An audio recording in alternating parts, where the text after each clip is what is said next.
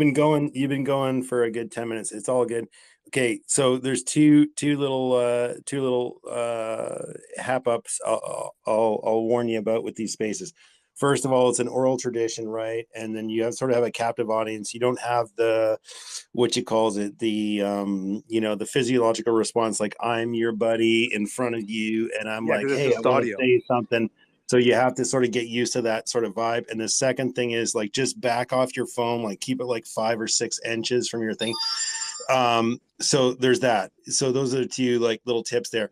This is a very powerful medium, not in because I think it embodies exactly where we should be. The farmers, I was talking to a farmer, or not a farmer, but a friend of a farmer up north, central north there in BC.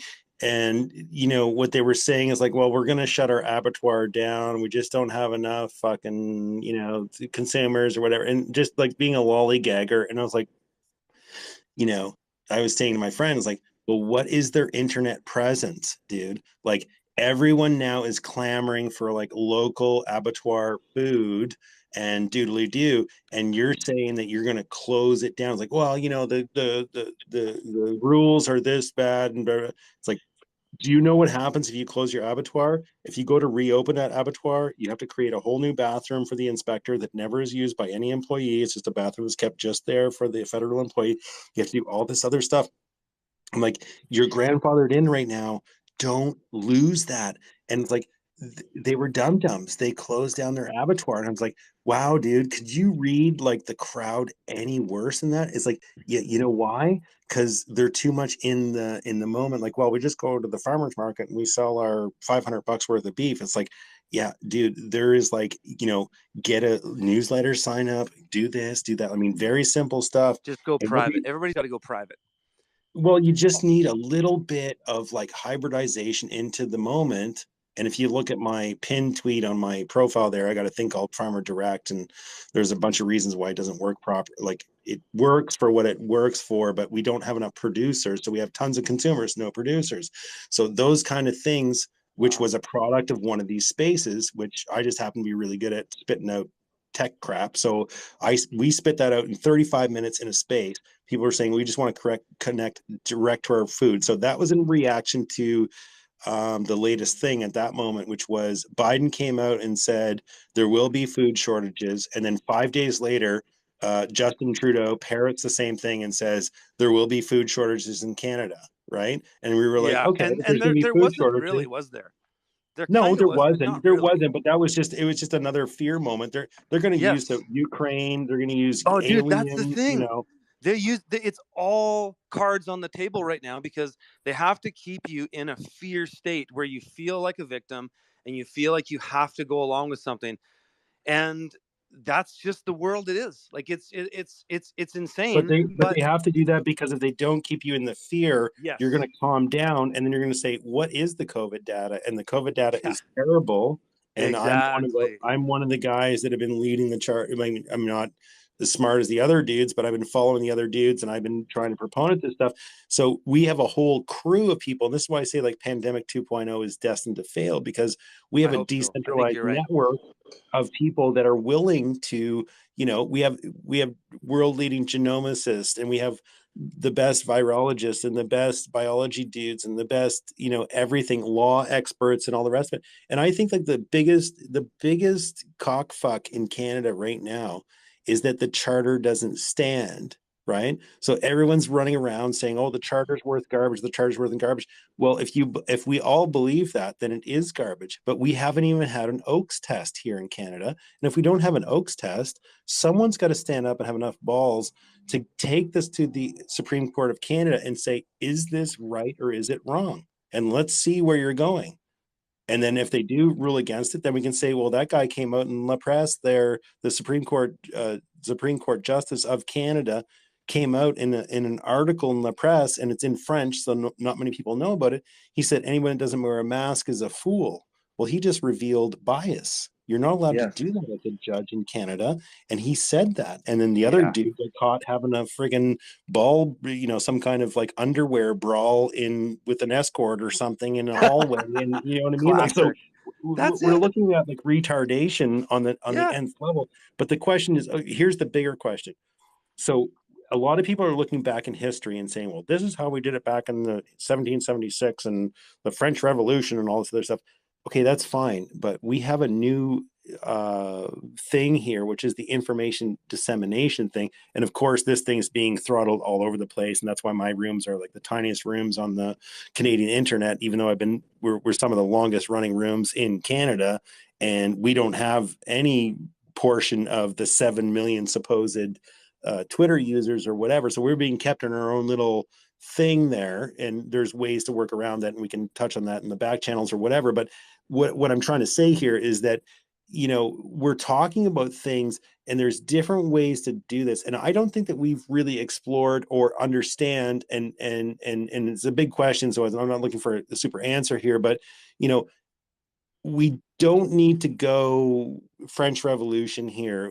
There's another path, and we have to be very intellectual of how we do this, because this isn't actually an intellectual problem, because the plebs, if you will not tolerate any, like, we can't. It's not as simple as it was before.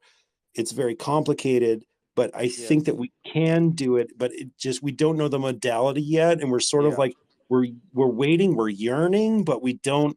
But I think like what you hit on, and one of the things that I was hitting on, because I was playing I clipped a bunch of your stuff and I played it into this room earlier. Like, you were hitting on it, and you were saying like it's individual activation, right? And you were saying it in a different way than me. So maybe if you can touch Mhm. on like individual activation in the way that you see it, because I've been talking about it for months, but maybe you see it in a different way that could get people Okay. thinking about a different way. Because I really Y- appreciate the way you said it. Yeah, well, I mean, really what it came down to when I came out on the land during the COVID scam and said, fuck, I'm getting out of Kelowna. This is bullshit. And we wanted to do it for the longest time, anyways. But so my priorities when I I came remember out, that video, dude, because that was the only video I've watched from you in like friggin' years. The only Mhm. video I got from you in years was the video where you said, "Screw this, I'm moving out." And Yeah, I was yeah, like, exactly. "Yay, bro." So, I was right behind you. So I was like, if I could have been like a cheerleader, in a tutu, I would have been behind you saying, right. "Yes, sir." Yeah, so the basic idea there was food, water, energy, shelter. What those are the four primary things that you basically just need to survive, right? And of course, there's other things you need in your life, right? And it gets really complicated. And kind of going to what you were saying earlier is the challenge we have right now is our economy is so complicated, and our manufacturing, production, agriculture, everything is so compartmentalized, just like our minds, that it's going to be kind of a scramble if the proverbial shit hits the fan in a fast way. I don't think it will do that though, but either Me way, too. Me too. No, it's not. my It won't be that way because they need to make money off us. You got to well, remember, like, now they at need the to end of make the money. day, They the ants are the providers of like the money thing. The problem here is they printed so much fucking money that Yes. we don't know if they're going to be independent of us. But the problem with if they go independent of us, it creates an atmosphere of distrust. So I'm with Yes. you. I don't think it's going to be a fast D-roll. I think it's going to be like slow. Like, how do we get Well, the we'll see. boomers money? How do we devaluate the boomers stored wealth? Like, oh, here's Yeah, how we do it. we're gonna see more blips for sure, and I think we'll see more things where truthers are saying, "Oh, this is it, this is the big one," or whatever. But no, I mean, so going back to what I was saying is that I started with kind of food, water, energy, shelter, and so that's what I've really been focusing on in my homestead. And so not everybody can do that. I get that. And people kind of shit on me sometimes to say, well, everybody can't do that, Curtis. Well, it's like, well, why is everybody fucking my responsibility? Like my family's my Okay, responsibility. And let me so, let me phrase that differently. Turn on. Okay, so here's my metaphor. It's going to take a couple of minutes. Here's the metaphor. You put your quarter into the arcade machine. That's you being born. Okay. Now you're looking at the screen and it's saying ready player up one, press start. And most people are not pressing start. They're just staring at the screen. And what I'm yeah. saying is press start. And the thing is, it doesn't require, so because I have this farmer direct thing and I talk about these solutions all the time. And then people are saying to me, like, well, I live in a city, therefore I can't connect to my farmer, or I only have this one farmer's market, or blah, blah, blah, all these different excuses of cock blocking. Yeah. And what I'm Everybody has saying to excuses for everything. so what I'm saying to them is like, look, I don't need that. take a cup, put some soil in it. I don't care if you steal it from the park outside. Put one of the seeds of your, hot pepper plant that you just bought, or go buy seeds, buy parsley or basil, and you will never buy parsley again. And that will be a reminder of independent sovereignty there. And they're like, well, what can I Yeah. do for Farmer Direct? Well, I can't do anything because the farmer won't come to me because of da. Okay, you are in the consumer zone because Yeah, exactly. you're an Yeah. urbanite. So you So have 4,000 compartmentalized. people around you in a 1,000 foot square foot area. So you can go ask those people to put up little posts and say, would you like local food or something, something, something? Next thing you know, that farmer comes down, he drops all the shit to you. Then you roll it up with your little roller. You get $1 or $2 per thing. Next thing you do it for 3 months, then you get enough for a down payment for a lease for a reefer truck. Now you can be the delivery dude because the farmer doesn't want to be rolling it down because you've sussed them into it. But now you're there, and now you created a capitalism moment because you can't see, most people want to do this NGO, or I want a Oh, grant from the government and oh, all I kinds of know. shit like that. That Like dude, I've been in that create space for a long time. create Yeah. capitalism and create evolution, because evolution is capitalism, because it's a feeding, because you have extra momentum, then you can get the truck, then you can do the thing. So you see how it goes. But like, I'm confronted constantly with people in these rooms, like we call them rooms, but basically Twitter spaces. They're like, well, I can't do this because I'm in the city, or I can't do this. Yeah, you're cock blocking yourself. Like, the thing that we're really talking about is, and you touched on it in your video, is like, you have to start being like independent. And you were talking about, like, the next time that the masks come back, or the this or the that, but you were hitting on it there succinctly. And I don't want to play it right now because it'd be Hmm. fairly gay for you to listen to your own video, but which is the worst case scenario, right? Hearing That's your own funny. voice, I hate it. Well, I'm Um, used to it. I've been editing my own videos for a long time. But yeah, no, yeah, but dude, I hear you you. know But what I dude, mean. You know what here's I the mean, though. challenge Like, with that, that though. that Here's the that challenge. Here's the challenge with go go ahead. what you're talking about, because I've been talking about food networks and food hubs and stuff like that. I've been involved in those things for my entire career as the urban farmer and all that. The economy that we're going into is changing very rapidly, and it's about to get really exclusive or very inclusive depending on what side of it you're on. And so a lot of these solutions, then that was part of the reason why I kind of had to just walk away from the whole moniker of the urban farmer, because it's that world is so different now, especially after the COVID psyop, is how fucking brainwashed people are, and how it's really hard to connect in the same way with people that really bought in. But And you did it, dude. You did it. You covered the goddamn gamut. Like, I watched the whole evolution there at the initial nascent stages. And at a certain point, you either decide you're going to become a social media influencer, or actually activate in your own life, right? And you choose the latter, right? right, So right. it's like, are you really going to be there, like, copying other people's content? Because I was touching on this earlier before you came in the room, because there's a lot of copycats out there that are Oh, just it's so looking at annoying. your videos, I and you know what I mean? I can't stand the general content space, because I can't stand, it's why I transitioned away from being a YouTuber, because if you want to just chase that algorithm, it's quite soul sucking. Okay, well, You know, it's like, let's touch on this though, dude, because this is one of the things that I wrestle with, and I actually struggle to remain as low profile as possible. Unfortunately, I'm growing. But let's talk a little bit about social media influence, and with an organic human like such as yourself, that's, because there is a balance there, and it's like, fuck, like, I want more people to hear this shit, but yeah. there's another side of it. It's like, I could become super gay here like so quickly, Well, you yeah. know. So I mean, the thing, it's, yeah, if you, it depends what the space you want to be in. But with YouTube, I was an early adopter in YouTube as far as creating farming content, like especially market gardening style content. I was an early adopter. I don't think I was the first, but I was an early adopter. And YouTube and all these platforms always change too. They change the algorithm and what works and what doesn't. But when I was doing it, if you wanted to crank it and you wanted to get a lot of views, and originally I didn't even think I could make money on YouTube at first. I didn't even know that was a thing.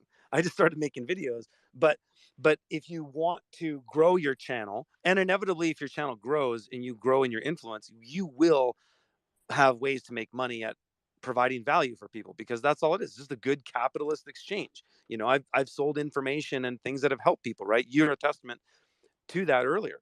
But yeah, if you want to grow your YouTube channel, you have to just constantly post. And I did that. I played that game for years, for, I don't know, maybe 3 years, where I really cranked it, and I did kind of 5 videos a week very Was there a consistently. person? Was there a personal toll to that? No, yes and no. Yes, but it was different because I didn't have children, wasn't married then. So there was Oh, a personal you were toll, just but I didn't tapping realize. into your follower base. You were, Yeah, dude. No, dude. I know I was exactly what having a you were fucking up to. blast. It was an absolute blast. The first, when I started, posting videos and stuff, and then getting invited to go and speak, and I'm traveling around. Sometimes people were flying me first class, like really living a nice lifestyle, Dude, and hook me had money up. coming in and Hook all this. me But up. no, but No, I'm just joking. I'm joking. it was a grind. And then some things changed in the algorithm, and a lot more other content creators started coming in. So I wasn't the first one, but guys like Justin Rhodes were started really producing a lot of videos. I've known Justin for a long time. But it seemed like in the homestead space, the thing that the algorithm wanted was either major frequency of content or just absolute clickbait.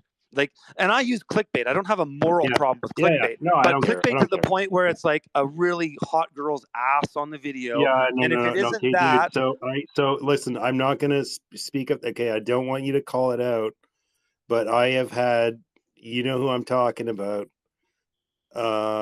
We should talk on the DMs about that because, yeah, you know who I'm talking about, right? yeah. As soon as I said the Okay. hot ass, you Yeah, understood. well, hey, I'm talking about myself there. Yeah.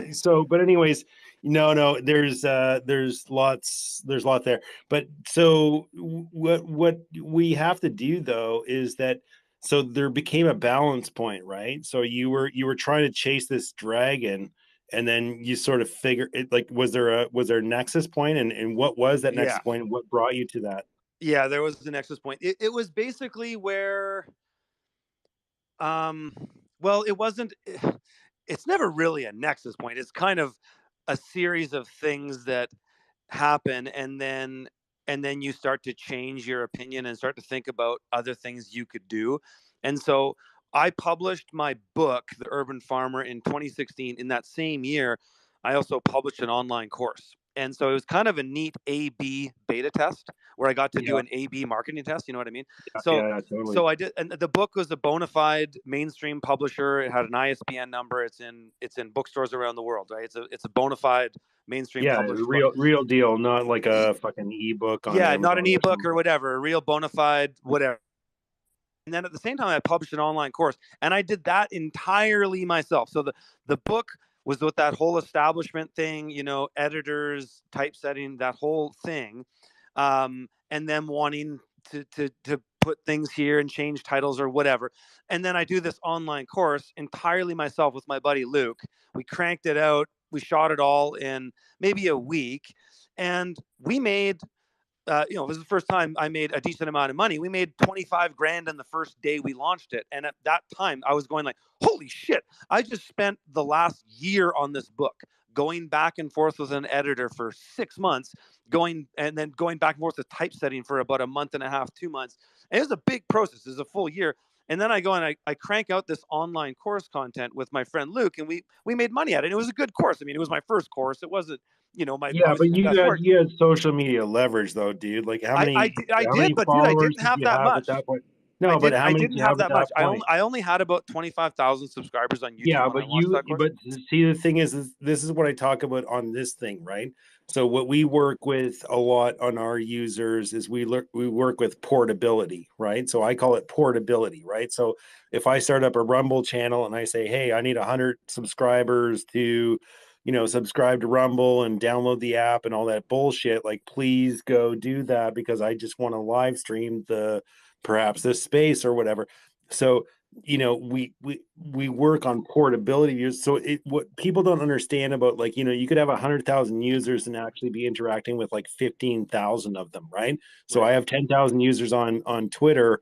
I basically interact, heavily with about 500 of them, right? So your metric of whatever, but in your particular case, you have, like, I don't want to call it a cult or whatever, but you get what I'm saying here is like Yeah, you have I a have a bit of a cult dedicated, following, and it's yeah, but and a ever, but dedicated, like, dude, that are willing to support you, right? So and I that's had, different. but I had growing pains the whole way because I had to shake, especially when Yeah, I I'm not came out saying with that. the I'm not saying truther that. But stuff. what I'm talking about right now is like when you said that your nascent thing. So you weren't a grifter, you weren't a grifter, you weren't a grifter, and then all of a sudden you said, okay, I actually produced a real fucking book, and I actually produced a real fucking course here, and now I'm actually ready to roll that out. And if you want to be part of it, then there you go, right? Yeah, and So it you, was a cool opportunity at that time because here I was well, doing what did it YouTube. feel like? What did it feel like to finally be? Because like this is one of the things that, it bugs me, and I get called controlled opposition and like grifter all the time. But like, how did it feel when you got validated? Like when you rolled that out, like was it like finally like you sort of felt like you got paid for all those hours? Because Oh really you're doing yeah. unpaid hours, right? Like I'm Oh, unpaid hours so many, dude, 9,000. so many unpaid hours, so many thousands of unpaid hours, and I never really cared about the money. My goal when I started all this was if I could make a full-time living that could potentially support a family as a farmer, then I would, that to me was living the dream.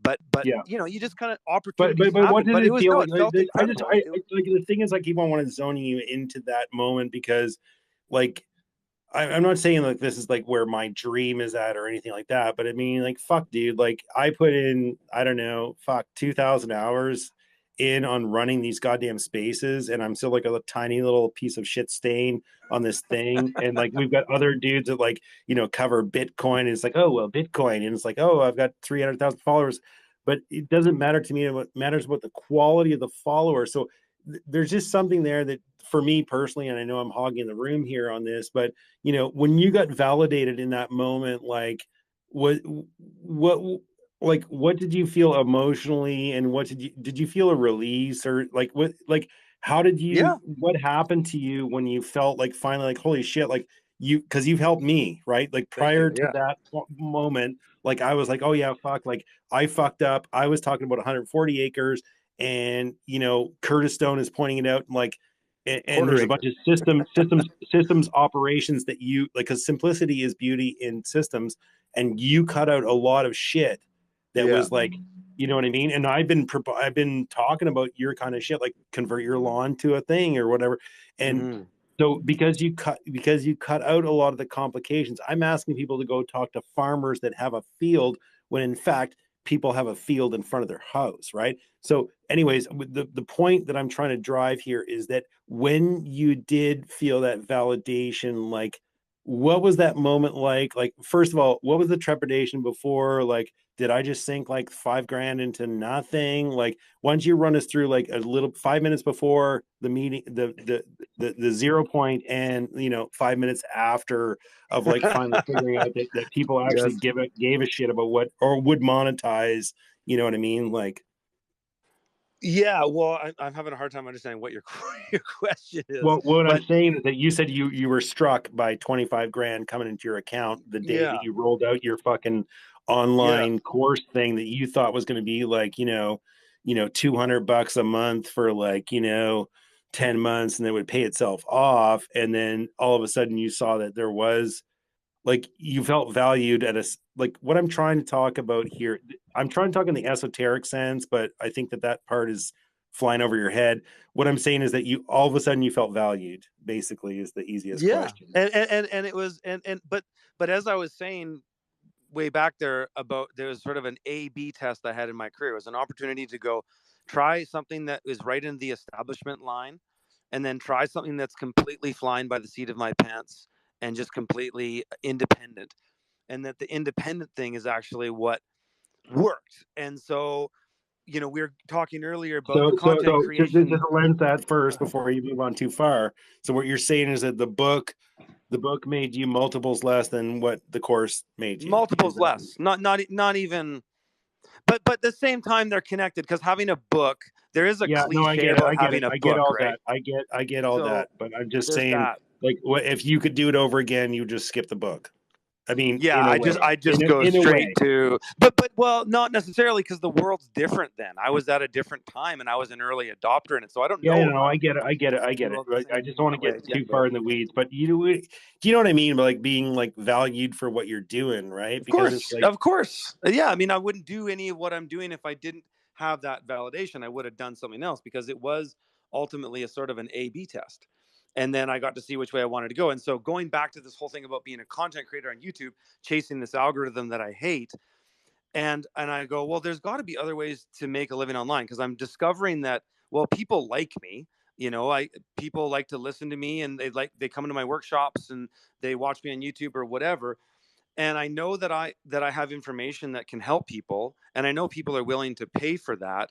So what does that look like? And I tried all kinds of things. Like I've been teaching workshops on farms all around the world for a long time, mostly in the US, but some in Europe, some in Mexico, a number in Canada, but teaching physical on the farm workshops. And I really like that. And we found a way to make good money at that too, because we found that if we taught super premium content and really made sure we showed people an open book business, that you're going to come in and see this farm, and we did Arizona, Tennessee, all over California. I would partner with a farmer who was a friend of mine that I might have met through my networks and conferences or whatever, and we farmed the same way. And I'd say, hey, let's do a workshop on your farm. I'll partner with you 50-50.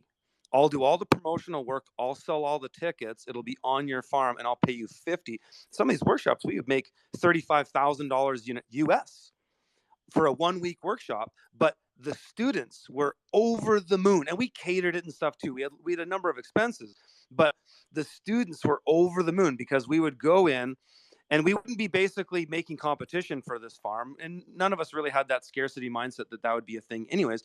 But we bring people in, show them the business, go right balls deep, show everything, the accounting, the production, all the marketing stuff, everything.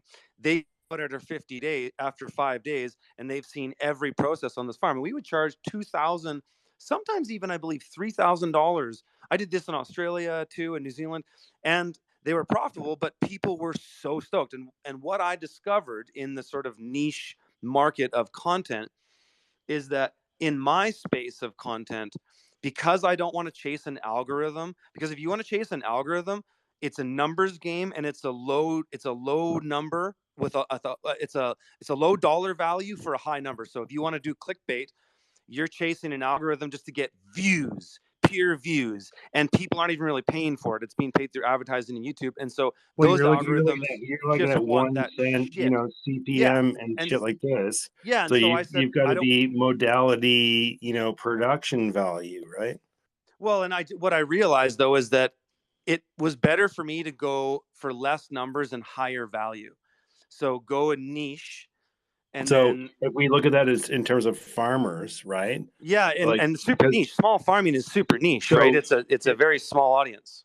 but if I go back to like, that person with the abattoir that they decided to lay fallow, and then if they decide to rejuvenate it like 2 months later, which is now when everyone's crying for like local beef and stuff like this, they're going to have to they're not grandfathered in anymore. They got to go up to the new standard. They're going to be like, dumping in 35 grand. They're done, right? They're done. And what you could have done is like, and I have a little thing here. I'm not going to bore everybody with my opinion because I want to more pick your brain than other people's brain, but I have an idea of like, making a market farm kind of idea where you rent out 20 feet of a garden space, and then you have water available there, and then you sell the seeds, and then you parking lot, you walk up past all the garden, all the community garden stuff, then you walk up to the little roundabout garden area with all everyone's trailers all set up. People can sell seeds there, they can sell produce, they can sell arts and crafts goods, but the farmer actually now can rent out like 20, 20 feet times 4 feet wide, I'll 80 square feet I'll for, tell you my opinion on that. You're not going to like it. I've seen no, that go kind of ahead. thing so many times over the years, and I'll tell you where I'm at with that kind of stuff these days because I've seen this all over the world. Yep. Is when it comes to innovative agricultural enterprises like that, or just innovative agricultural enterprises in general, I want less people involved. I find trying to do things in a sort of community type way, whether it's a community garden, a Oh, community agreed. farm, Agreed, co-op, dude. it's Agreed. a fucking gong show because everybody wants to pipe in from the peanut gallery. And the people that often, and when you have these community things where nobody has skin in the game, this is what I like about money is that it really it makes you have skin in the game. And I like it. I like to do enterprises where people are invested and where you don't just get to show up and it's like you So have the no, garden so club or I'm with you, but you didn't hear my idea fully there, right? So, well what I you heard know, is that you wanted to charge you a farmer has space and he wants to rent out that space in some way. And all I would say to that is that people just don't value it enough. And maybe if we see some real food shortages, so maybe they will, but here's my thing. Here's my thing. You would create a honey pot by like renting out said space, right? And then of course, I've already explored this, and there's a long-winded story about 2,000 acres underneath our control, but we can't find the young fellows to run it. And the reason why is exactly what you're talking about, because you get too many people and too many enabled youngsters that think that they know what they should be doing as opposed to listening and whatnot. But this little idea I have developed, and maybe it's screwed. I'm open to criticism. I'm not dinking your idea. What I'm saying is that if you, let's say you drove 10 minutes out of town, and then you had like 20 square feet or whatever, this 20 feet linearly of a thing, and the farmer rented them out $30 per month, people would have a vested interest coming out and being in the country, a, getting them grounded, b, watering their plants or whatever. But then when it came Saturday time, you know they would be invested in coming out because they wanted to like water their little garden things, and giving them like a significant area where they could water their things. But they would also be buying off of the other people because maybe you screwed up, maybe you didn't water on Wednesday or whatever. So it yeah, was you like, get sort of a and community that can come out of it. yeah, I just find and it doesn't really I'll happen. DM you about other communities that have worked in this way, but I don't want to talk about them specifically here. But no, I get what you're saying. Like when you get too many cooks in the, so I don't know if you heard my commune spiel Yeah, before. yeah, Did I you hear did. that? Yeah, I was Yeah, listening. okay, good enough. Keep on going on, because I'm liking your lay down value here, and I'm getting lots of DMs that saying that I'm interrupting you too much. So maybe I'll Well, interrupt it. I Once you every have 10 interrupted minutes, me a I couple figured times was because fair, but I've been on a riff and then because you asked me some stuff about content and I wanted to go on because I felt I could give you some valuable go, information. go, go. I Okay, love it. so I'm loving it. But I mean, I okay, get into DM saying like, you're an asshole because you're interrupting him. I was like, well, I just like talking to this dude. So yeah. Okay, so um, yeah, I mean, going on the content thing and kind of where I went is that I found, and it's a really neat thing that we're experiencing right now because we're things have become super niche, and that's good, and it has its downsides too. But it's good in the sense that so for me, I didn't want to be like a Justin Rhodes. So Justin Rhodes is a guy. He's on YouTube. He's a friend of mine. He's a very popular. His YouTube channel is way more popular than me because he stuck with YouTube. We both kind of started around the same time and had a similar arc. And I went a different way to just go at higher value content than just clicks. Because if you want clicks, you need millions of subscribers and you need millions of views. You need to make sure that every video you post is getting 50,000 views in the first hour, kind of thing. And that's not how my channel is, but that's how Justin's is. And so if you want to chase that algorithm as a content creator, it's quite soul sucking because you just have to constantly post. And I don't know how he does it. He has like 6 kids. I have 2 kids. And if I'm like, my wife is letting me, I've had this whole day on the computer. This is not my life normally, but I could not do this. I could not have a balanced family life and be able to go to bed every night and crawl into bed and snuggle up with my wife if I was doing fucking videos all the time like I used to. And so I said, fuck that. I don't want to do that. I want to find a way to just offer really high value to people that appreciate it. And so that means selling things that are expensive to people who appreciate them. Because I used to teach workshops all over the place. I've taught at universities. I taught at Ryerson University, taught at Concordia University in Montreal, University of Boston. I taught at universities, and I don't have a fucking university education. I'm a working class stiff, and I'm here teaching universities and talking to all these.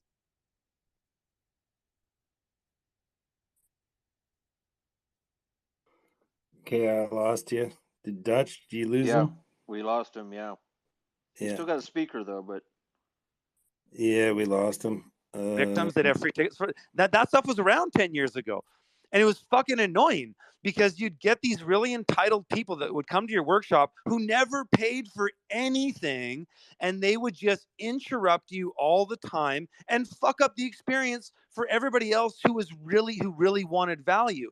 And so I found when I did workshops, it was better to do a high ticket price, have way less people, and have way more appreciative customers, which is interesting to think that people who get something for free don't appreciate it, and people who pay $1,000 really appreciate it. It's a weird thing, but it's Okay, fucking true. so let me So let me tell you a little story about that for 2 secs.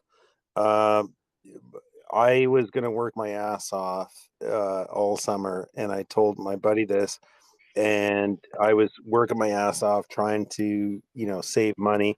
And then I got into this weirdo thing where I wasn't going to collect money anymore. I actually lived for a time without money. I worked for food, I worked for rent, I did everything. I lived my whole life without money as an experiment. And I was like, damn it, the end of the summer is going to come and I'm not even going to have like that camper van that I wanted to have at the beginning of it. My buddy came to me at the end of the summer and he says, look, I'll give you my van. I'll give it to you for free. Just fill out the gift letter. And I said, you know what? Let me pay you $1 for it because I want to show you that it means at least something for at me. least something. And Yeah. I learned that lesson. I don't give things to people for free anymore. I always charge them a ridiculously low price, and if they can't afford that, it shows me that they can't value it. And that's a very big. And I'm coming from communes and all the other shit that you're talking about. You have to like value your thing, and then like what you said, if you value your time, charge the ass off people, and then they won't fucking waste your time because They won't know. waste your time, and that it's just sort of this universal truth that most people who are capitalists will figure out at some point. If you don't, you're not doing it right. But um, I don't have a problem with giving things away for free. I mean, in a way, I give a shitload of stuff away for free, like how I. So But I, that's not the point. That's not the point of what we were driving there. That's yeah, not. yeah. We But don't. but We but don't but need to feed into that. What I'm saying is that I've had experiences where I've given things to people for free, and then they've come back to me and complained about how it didn't work and all kinds of other shit. It's like, dude, I gave it to you for free. Whereas if I sell it to them for $5, they will go and fix it themselves. There's a right. difference there. Oh yeah. There's an energy. There's an energetic difference. Sure, totally. And yeah, I found that out, and so that's the direction I went. And even when I stopped doing the urban farming thing, there was a period of time where I was going, well, what am I going to keep doing? And I just followed my heart, and I just started calling out the COVID nonsense and all kinds of other stuff, and I found that people really responded to truth.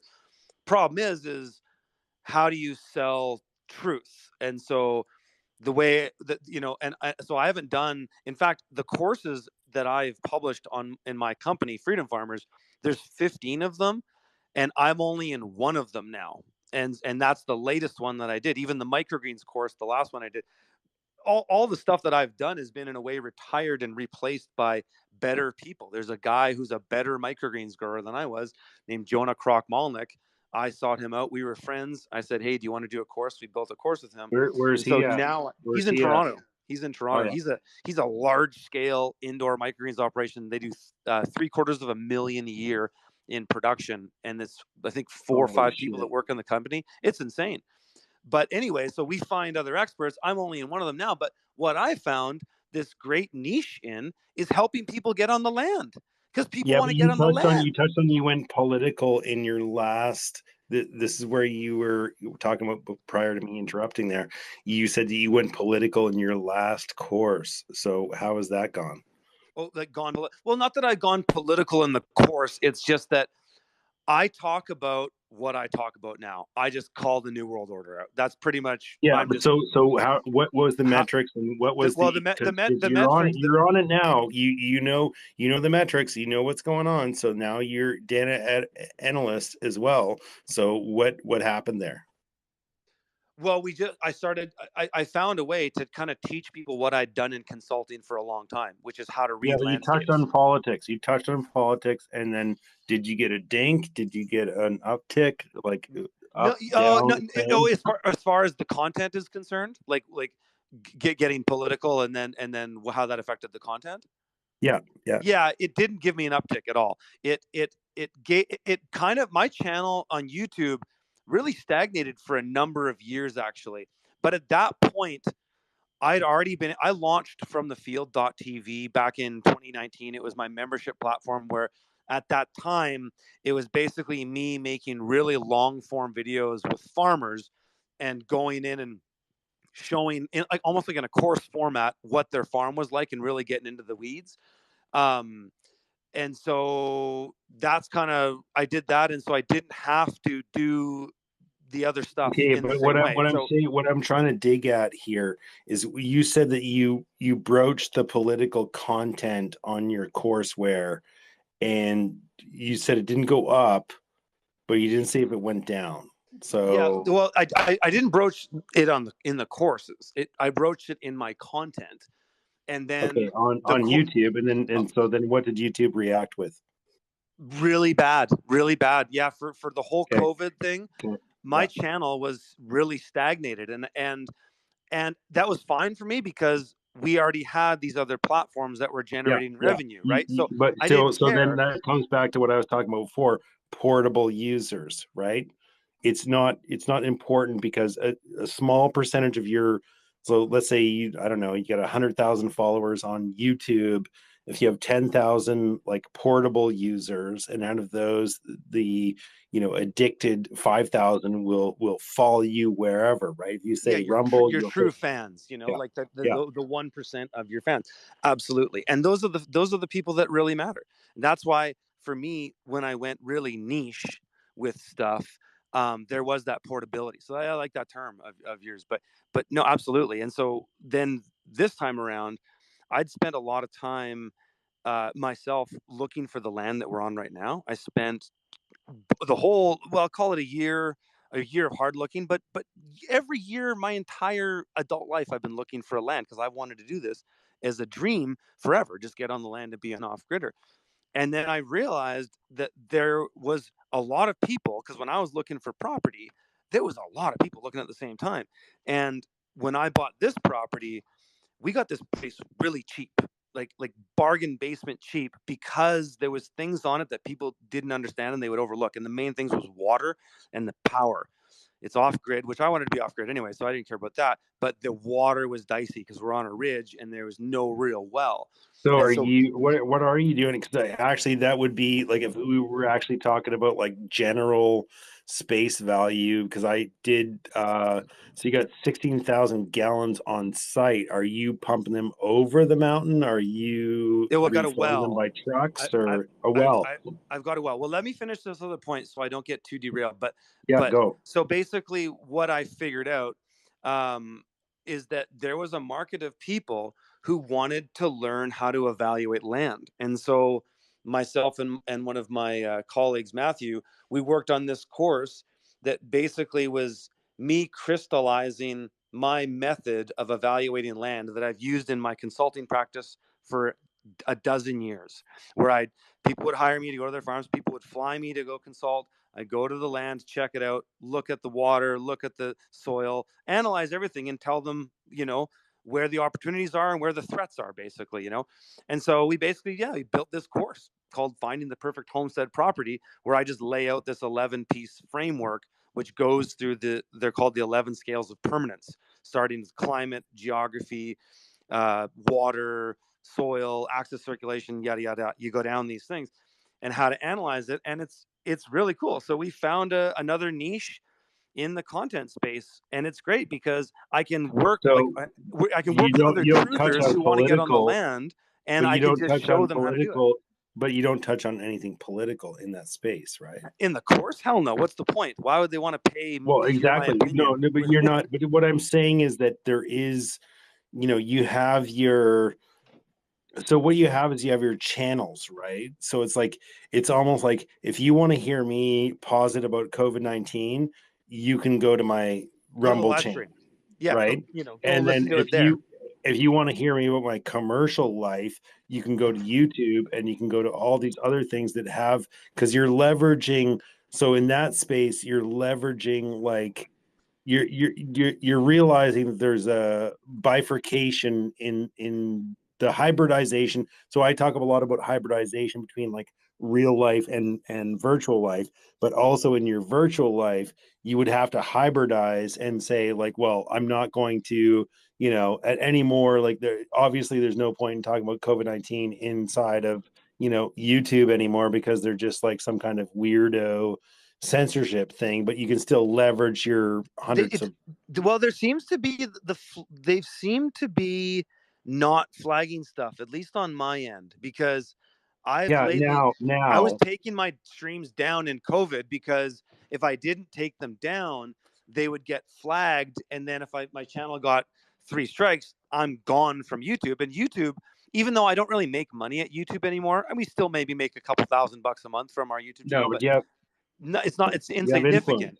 Yeah, influence. but Yeah, but see, it's the influence. It's the right, influence. right. You know. So you have to understand like where you're at. So it's like, you can't you're doing your shit, but you're not. So when you were taking down your live streams off of YouTube, were you restreaming them to some other thing Yeah. like Well, your own at first website they or would all just Rumble go or to FromTheField.tv, like our members platform, right, and then we started mirroring them to Odyssey, but then Odyssey can't handle the length, and so yeah, then I know. and It's BitChute's a pain in the ass to upload oh to. So fuck. we've kind of Trust found me. Rumble is the Yeah, best place, and yeah, so yeah. they're all on Rumble now. Basically, that's Yeah, like cool. the free place So, to find my in streams. terms of that, like, and I'm just gonna like sort of reframe you a bit because we sort of went through that because it was, it is the stickiness of like monetization, right? So, but anyways, let's talk a little bit about that, like in terms of like, so you figured out how to do your virtual life and then because there was a big change there, right? Because you backed off YouTube and you backed off this and backed off that, and then things became a little bit more crystal clear, right? And it seems to me like if I was gonna like I mean, I'm only like I said, I've only seen a few videos, but it was like we're looking for land.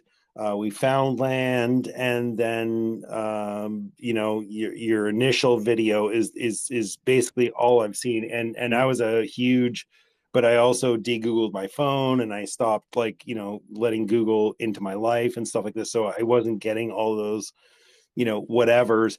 But I think that arc is very important because so once you got into what you're into and you sort of like focus shift, right? And then it seemed to me like you sort of focus shift, right? Like, and you were like, okay, fuck this. I'm not going to produce content all the time. I'm going to focus on like this land. What am I going to do here? I've got a lot of shit to move. I got to get Yeah. some equipment in here. And so what was that? What was that transition like? And was there any jonesing for like, the affirmation that can come from like, let's say virtual life, but No, let's talk about the real life. There wasn't actually. Yeah, no, I get it. Because I was so committed. But actually, to be honest, I'm kind of finding that in Twitter right now, actually, because I'm a real kind of philosopher thinker kind of guy. I really love conversations and I like ideas and stuff, and I've been getting that out of Twitter because we have a different lifestyle out here. We're pretty remote. We have a community and stuff, but no, I mean going into the lifestyle here, yeah, it was very different, but I'm so motivated because I know what's coming. and I know what's going on. And I'm very blessed that I have been able to set myself up where I have no debt, and I've done all of this with, just paid for. We sold our house in Kelowna. We did okay on that because we got out at the top of the market, and then bought a really cheap property in a way less trendy area. And so we were able to really improve our quality of life. And so, dude, yeah, I mean, it's a blessing. I'm like literally living the dream. I have passive income and I'm an agrarian and But I'm working, okay, so there's a twofold two-pronger to this, right? So let's just boil it down to one pronger. Do you find that like social media, I don't know, call it affirmation, do you find that like if you do you Jones for that when you don't have it? No, I took 2 years off social media, almost 3 years, and I didn't miss it at all. Um, and I think what I have been enjoying about Twitter is just being able to change words with people, and it's so different than Facebook, as you know, that it's kind of, I can be more sparing with it. I don't have to spend a ton of time on it, and maybe I get some of that affirmation there. But to be honest, brother, I'm at a point where, like you said earlier, I do have a bit of a cult following. That's a degradative word, but you know what I mean. I have a following of It's not. people that It's not. will. It's just the quickest. It's the quickest way to Yeah, explain it. it's We, funny. we So we don't we don't do the the explanations of what the word is. But what I would yeah, say. So so how you know long what I you been mean. on But Twitter? the Okay, first of all, I got a bunch of questions about Twitter here. So when did you join Twitter? a month ago, Okay, did you have an account prior to that?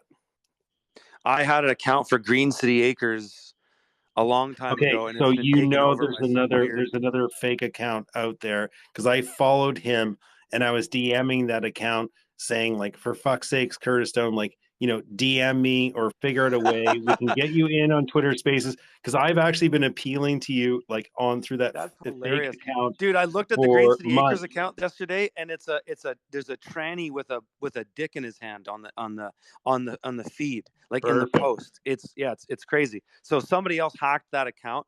And that's all I'd been on Twitter. So No, there's another account called Curtis Stone, whatever, and that was the one oh, you I know what? followed. I actually did. No, you know what? I did try to go on Twitter as the urban farmer for a while ago, but I never really did anything with it.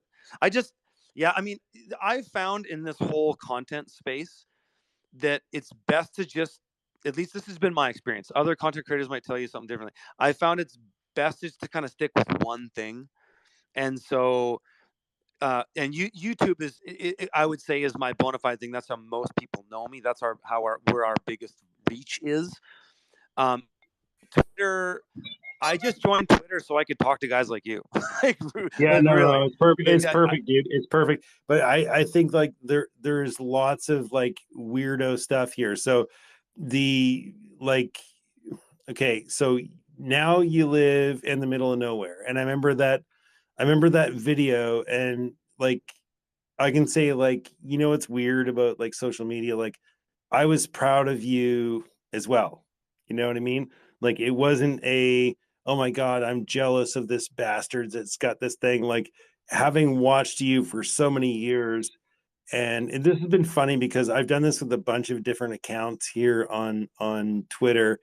Like I'm really proud of what people have accomplished through the things because leveraging and then also like abandoning algorithm though is it's one of the things it's one of the I don't know, it's one of the cocksucks that I see around. It's like, well, can't really talk about this on YouTube, so I'm yeah, just it's gonna have to lame. use I different hate that. words. That's And what it's like, drives me crazy. well, and it's the same thing I did here. Like I just referred to COVID-19 as C-19. I referred to the vaccine as a vac, and I never had any problems. I didn't really, and I was going to hold to that. And if they ever drop me for saying those terms, I'd be like, I'm out of here in a single ass second. Like I don't need this, and I don't Yeah. need affirmation from a crowd or whatever. But like I'm a very proud human being, and I think you are too, some of our buddies that still remain on YouTube, like they're really dancing around and they're getting dinked and cocked this and that way. It's like, oh, I got my second strike, like I can't afford a third strike, so it's like I'll have to use like other words, and it's like, um, you know, there's a problem there, and it's like if we were at a party or something and you said like, I don't know, like petunias or something, and it's like, oh, we can't say petunias at the party. It's like, well, I mean, like, can I not say petunias? Like, why can I not say petunias? It's like, so there is a problem there. But okay, so like having done sort of what you're up to right now, the challenges of remoteness, and I don't want you to get too into the weeds here because you could possibly dox yourself, but do you find it a challenge, or do you No. find like Well, being we're not. alone? We're not that remote. I mean, we're Yeah, not yeah, yeah. that No, I far get from a that. small town. Okay, so no, it's not challenging at all. In fact, it's fine because we're close enough. Like I still go to Kelowna every now and then to get like say bigger construction materials or things that I can't get in this area, things like that. Less and less because I have a better contractor now who does most of that himself. But no, I love it. I mean, dude, I come back here and it's just paradise. It's quiet. I can just hear the crickets right now, and it's no, it's not. I Okay. paid my dues though, dude. Like I No, did I get it. I did the grind in the cities for a long time as a musician, and then even with the urban farming thing, and then touring around the world, and my wife was in the same position because she was a very successful photographer and had a career as a photographer and was traveling around and getting flown to different countries and all kinds of stuff. And we were both at a place where we were late to start having kids. She was 35 when we had our first, and yeah, we were at a place where we just didn't care. And so now our kids are our focus. And so the sort of affirmation, as you say, I still get that. I mean, I get it enough, and it's nice to see people because I am a social guy, and that's actually what I loved about the scamdemic. I've never been into protests really. I was when I was a leftist activist, but during the scamdemic, I loved going back to Kelowna, and we were still living there for part of it. To going to these Saturday, this guy David Lindsay, old friend I've known forever, does these protests down there, and I think he's still doing it every Saturday. We would go down, and it'd just be all these truthers, and it was so fucking awesome. And so I would often get my fill of it that way, is just go and just talk to people, and not, and I kind of like sometimes where I have a bit of anonymity. Sometimes we get into social situations where people just don't know who I am, and I like that. I like just to kind of meet people for the first time. They don't know who I am. They don't care. They're just, hey, they shake your hand and you have a conversation, and I kind of like that. Whereas in Kelowna, everybody knew me, and so like I couldn't go anywhere without people recognizing me, and it was never a bad thing, but it was just that I just couldn't experience life in the same way. And I can kind of empathize. I'm nowhere near celebrity level, but I can empathize with some celebrities, how they just want to live remote, because sometimes it just gets exhausting when you just can't be just a guy, a gray man or whatever. Oh yeah, And so yeah, for sure. so I So get that here, and I like it, and I still have a good community, and I get what we want from it, and and it's nice because I can have a presence online, and then I can have my private life here, and it's great that they don't really intersect anymore. Because when I lived in Kelowna, and we only sold our house there 2 years ago. We bought this place 3 years ago. We sold the house in Kelowna 2 years ago. Kelowna's a small town for people that don't know. Well, it's not that small. There's 140,000 Well, people there. whatever, It's dude. a Vancouver's a medium-sized small town. town. But I Van, had Van, people showing yeah, up at my fucking house all the time, and yeah. it was No, no, I get it. exhausting. And my So, wife didn't like it, and so in terms of like, like to pivot a tiny bit, are you familiar with the Raven 425 crew on Instagram? You no, know them? I don't. I'm not on Instagram. So do you know the video that's been floating around on Twitter with the guys turning on the hydrant and it's not providing water in Scotts Creek? Oh, in Hawaii. No, Scotts Creek. Oh, it's oh no. Okay, so these guys turned on the water in Scotts Creek on the hydrant, and it was completely there was no water coming out. So it's called the Raven 425 crew underscore 425 on Instagram. So these are like a I don't know, they got like an apparel company or something. So they have like a pretty significant like following on Instagram, let's say. But they are in the Scotts Creek area, which from our research points to possibly being a prescribed burn gone sideways, Oh, okay. and that's what's going on there. So anyways, they turn on a fire hydrant and they're like, oh, and there's no water here in the fire hydrant. Like, what the hell Yeah. is going on with? Yeah. Yeah. So Yeah. and you touched on that in your video In where Kelowna, they how the damn didn't bombers didn't really fucking hit that fire. well, Yes. right? And so are Th- we? What are we looking at in terms of like your take on the Kelowna fires? Because Okay. you're Okay. like Yeah. the This is local good. and you have connections and stuff. Yeah. This is good gravy. We're under. I mean, my video was exactly what I wanted to say. We're under fucking globalist attack, and on every front. And I don't say that for people to be fearful of it. They shouldn't be. But the thing people have to understand is that this agenda that really picked up with COVID, it didn't start at COVID, but it really picked up at COVID. They can't turn back now. The sort of upper level managers who are all going to get caught and exposed during all this shit, they can't turn back. They have to go full, because if they start to back down, then they're going to get railroaded and a lot of heads are going to roll. That's what I believe. And so they have to keep going. And I don't fully understand everything about the agenda. I've got some ideas. I've read a lot of the documents and white papers from these globalist organizations and whatnot. But I think it looks to me like they want to let fires happen. And remember that Kamloops, that fire north of Kamloops a couple years ago? Yeah, They yeah. stopped the farmer. I talked about it in the video. But there's so many testimonies up there where people say they stopped us from going in there. We could have gone and done a big fire break. And so yeah, they're letting. So I don't know. A lot of people go down the rabbit hole with the DEWs and stuff, the directed energy weapons and stuff. And yeah, there's some evidence for that, and those things are on the record. Those weapons exist. That's not an issue. Are they doing that on all these fires? I don't think so. But when I think about that happening in Kamloops, and just how in Hawaii it was the same thing. There's testimony on the record now that there was no water that they could get. You just mentioned this Scotch Creek place or whatever it's called. There's a trend here, and it's part of their agenda. And yeah, it's a threat, man. I mean, it certainly makes me nervous living out here.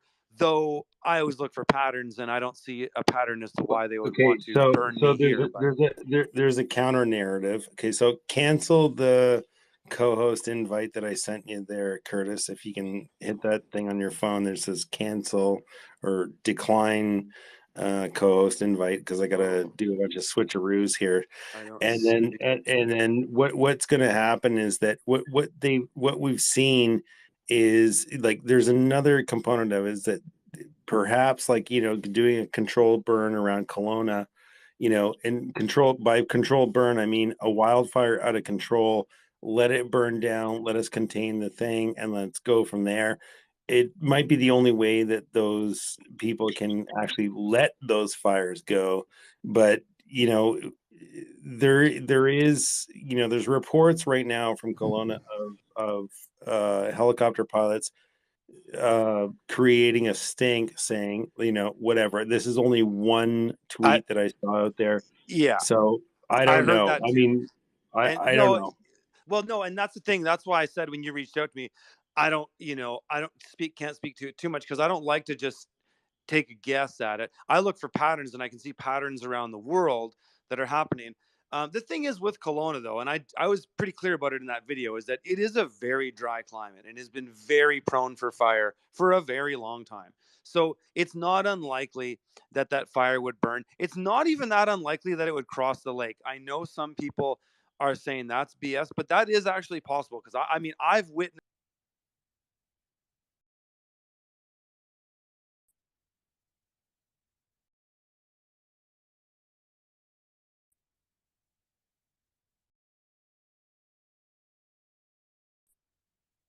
witnessed in Kelowna in 3 years ago. I think it was 2019. There was a little brush fire that started on Knox Mountain, and I witnessed the whole thing go down.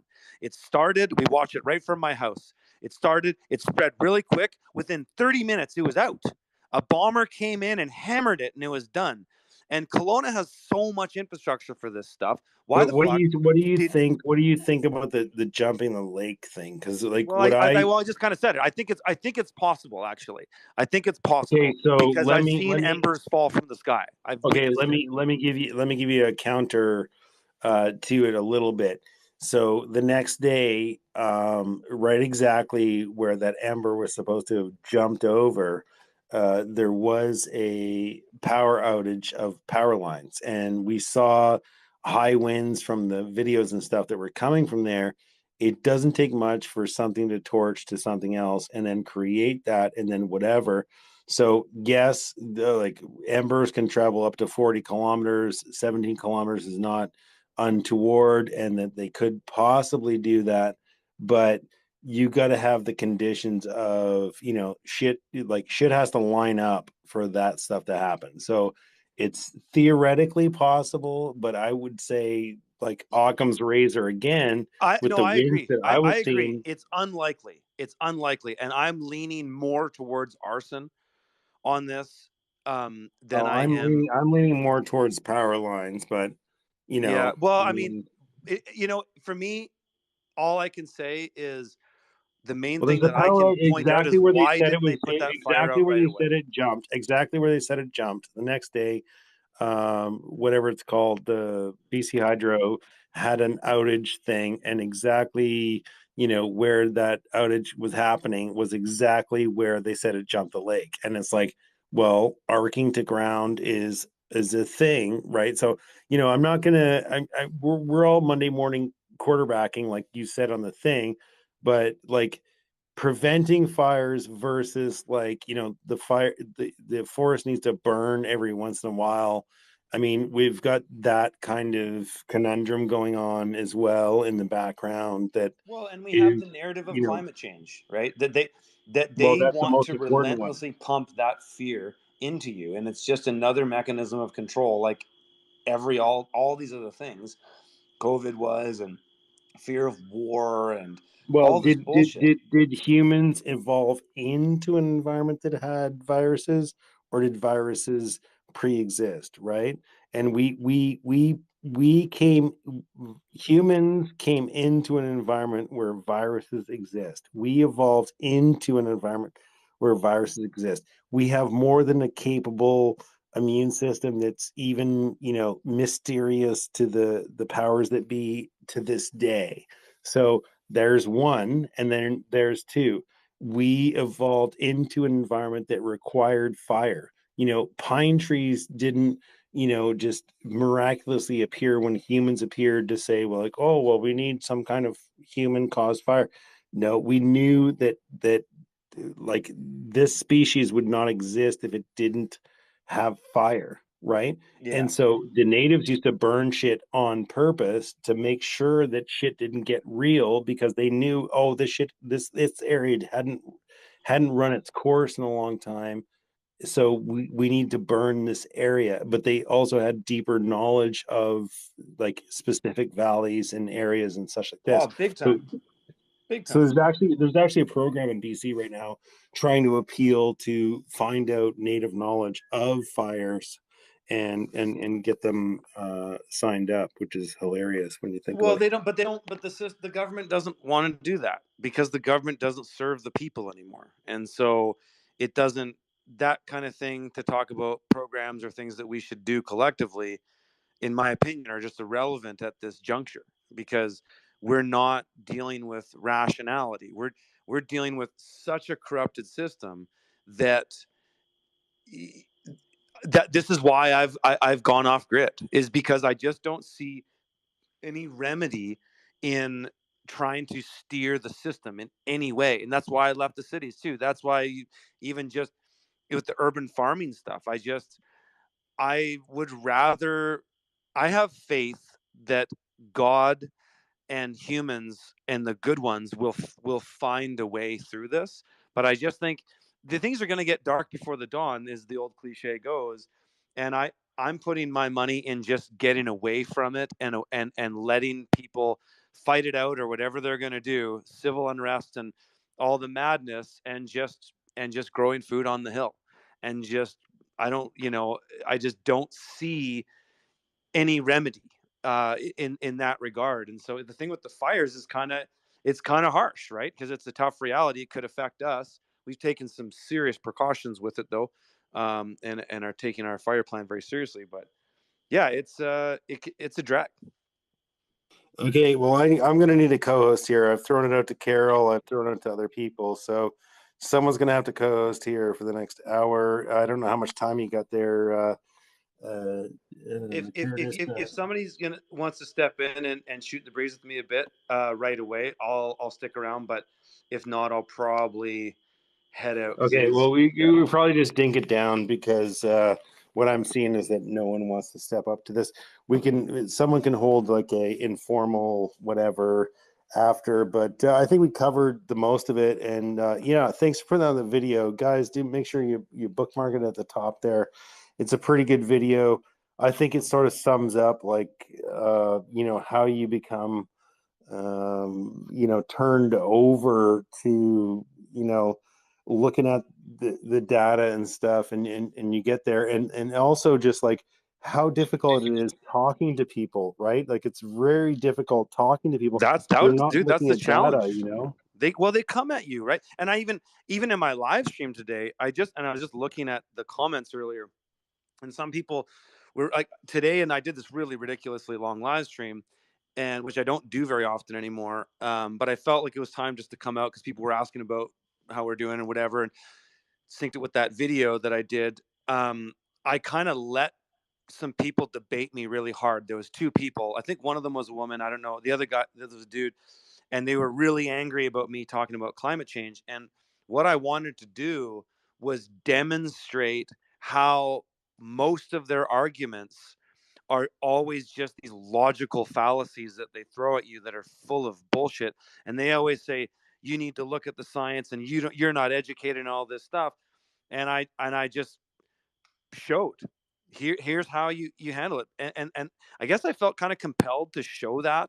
And I even talked about it a bit in the video I did prior, just is because people are going to have to really start defending their positions. Not in the sense that I'm not suggesting people go out into the generic social media space and spend time arguing with idiots who have no effect on your life. I think that's pretty pointless. And I'm not doing that on Twitter.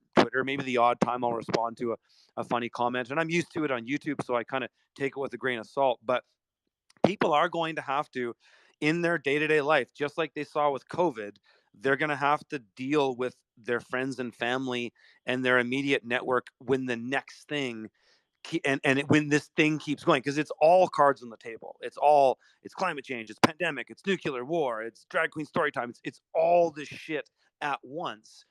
And people need to really understand, and I felt like I could help people by just showing how to handle this debate, and just show you from a first principles basis how their arguments, how they always come out with the same arguments, but none of them have really proven anything, especially when it comes to climate change. It has not been proven that carbon makes the world warmer. There's all kinds of models out there. There's all kinds of speculative, there's no shortage of content out in there, but nobody has proven it, in that you can't prove it with observable science. Just like how you can't prove the curvature of the earth, which, and I'm not a flat earther, but I think I'm not a flat earther in the sense that I'm not going to make a claim how the earth is. All I can see is that the claims that the conventional scientists make don't add up. You cannot prove curvature from observable tests and experiments. And so it's the same with carbon. And so when you really put their feet to the fire, they fucking lose it. And I demonstrated today with two people. My wife is kind of pissed off at me for giving them the time of day, but but I just wanted to show that if you just go at them through logic, everything falls apart. Because in this time of truth, and this is the point I was trying to make a while ago that I got derailed from, is what you can observe right now is of the utmost importance, and it's really all that matters, because we're in such a world of lies and there's just so much bullshit out there, and the AI is going to really change that. Is that if you can't observe something through some basic test of logic, or observational test, or whatever it is, and you can't observe it yourself, it's bullshit. And I think we're all going to be very shocked over the next couple of years, and I'm already seeing this stuff in content, because we've even looked at using some AI in some of the things that we write for marketing and stuff, not really my videos, but just marketing long form email copy. Is that it's fucking scary, man. This is going to replace a lot of people, and we're gonna get to a point where there's going to be content creators. There already is, and they're kind of easy to spot out right now, but there's going to be content creators that are completely AI and you had no idea. Because just like how I talked about earlier, how I went at a niche market and I said, hey, I'm going to go at this niche because it's where my heart is, it's the kind of people I like, and I think I can offer them value, and so that's where I went. AI will now be able to do that in 1,000 niches at once. So, and they won't even care about making it mainstream anymore. They'll just go at every niche, because you can have a couple guys twiddling knobs in a metaphorical sense, programming AI to go at all these different niches, and the AI can do most of the work. And so there's going to be this massive boom in content, just like there was in the Industrial Revolution, where there was a massive boom of industrial production, and then now there was a glut and a surplus of inventory and product that couldn't be sold. That's what's going to happen. Here's the thing: we're gonna have to go back to analog, right? Yes. So exactly. We're going to have to go back to old school. Well, social media, right? It's like they can sort of hack it and pretend that, like, okay, I'm an AI language model talking with a, redneck hippie hybrid BC coast ideal here, right? And they are modeling this stuff. They have no illusion. Like, Twitter is farming this content. They're all recorded. They're all arrested. But so the end result is they are going to be able to fake it, but the original thought, the original intent is not going to be there, because AI just can't replicate. No, and now, it can't. And there's going to be litmus tests for that. But sure. I think but the thing is that what my point is that we need to go backwards a bit. So I call it future primitive. Did you ever see that movie called Transcendence with Johnny Depp, where it was all about this AI? Remind me what it was about. It's a pretty crazy movie, but it's where this really? guy puts his brain into the machine so that he can live forever, and then he takes over the whole world through this AI. And there's this whole group of people called the Neo-Luddites who are rejecting all the AI stuff, because the only way to survive is to not be a part of it. But I think what could sort of call it a post-apocalyptic scenario we could end up in is that we go into this form of sort of neo-feudalism, where there's this AI thing and it becomes all encompassing, and it's either you're in with it or you're not. And if you're not, you're on your fucking own, man. And I'm not saying it's going to be Mad Max world, but you're going to have to find partners who own land and get on their land and establish and become sort of semi neo-agrarians and have these super community-based lifestyles, because there's no other option. Okay, but the thing is that you got to remember that everything is done by consent, and everything is done by, we have game theory going on, right? So you can't have like a building counter in all the rest of it. But I think we should resume this on another space there, because I've got to do stuff, you've got to do stuff, but it's been a great space. So any parting 2-minute, things of hope. I mean, I always say, like, we're in the birthing canal. We're going to come out the other side, and this is going to be the golden age of humanity. And usually, how I end the spaces are, get outside, walk barefoot, get your hands in the dirt, do some gardening, pet your dog, and play with your kids. Is how I usually end it. But I'll let you end it, and I'll give you 2 minutes there, Curtis. Thanks for coming in. But we got to end this thing, because it's been going on forever, and it is being streamed there. So.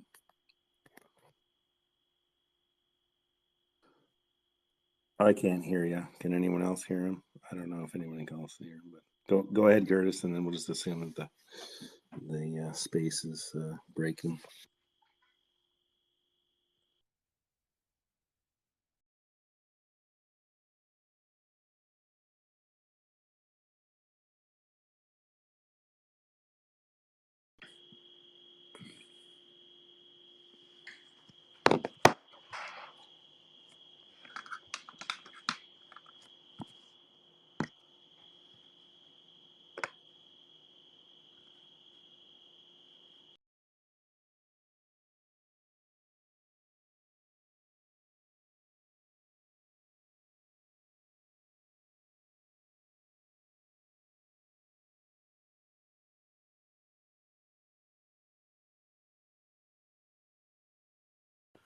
Okay, thanks for coming. We'll see you guys later. Space is breaking as per usual.